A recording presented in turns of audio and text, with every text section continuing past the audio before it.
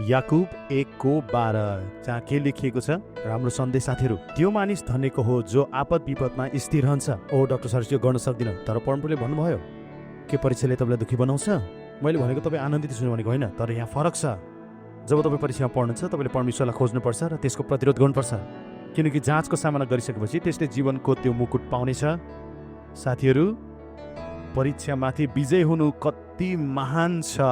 यसो पनि दोस्रो धेरैपल्ट परीक्षित हुनुभयो र उसले तपाईँलाई पनि परीक्षा गर्न सक्छ। पुरुष महिला उसले सबैलाई परीक्षामा पार्नेछ, तर तपाईँले त्यसको प्रतिरोध गर्नुहुनेछ, किनकि तपाईँ धन्य व्यक्ति हुनुहुनेछ र हामीले जीवनको मुकुट पाउनेछौँ। साथीहरू, अब अरू के चाहिन्छ? त्यहाँ यस्ता क्रिस्चियनहरू छन् जो यसलाई बुझिरहेका छैनन्। म परीक्षामा परेको छु, तर यो ठुलो कुरो होइन, म यसमा योगदान गरेको छैन। के यो सत्य हो? तपाईँलाई थाहा छ, प्रलोभन शैतान बढाउँछ, यसलाई हत्काउनु पर्छ र यसलाई वास्ता गर्नु हुँदैन। र यसले निम्न कुरा भन्छ, जो परमेश्वरले उहाँलाई प्रेम गर्नेलाई दिने प्रतिज्ञा गर्नुभएको छ। के तपाईँलाई लाग्छ परमेश्वरले आफ्नो वचन पुरा गर्नुहुन्न? उत्तर तपाईँलाई पहिले नै थाहा छ। आउनुहोस् प्रार्थना गरौँ। येशूको नाउँमा हामीले आज परीक्षाको विभिन्न तरिकाहरू हामीले हेऱ्यौँ। यो हाम्रो विश्वासको प्रमाण हो कि हामी कसरी तपाईँको वचनसँग रहन सक्छौँ।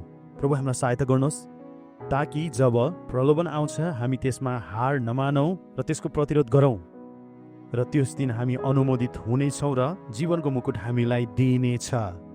धन्यवाद प्रभु। आमेन।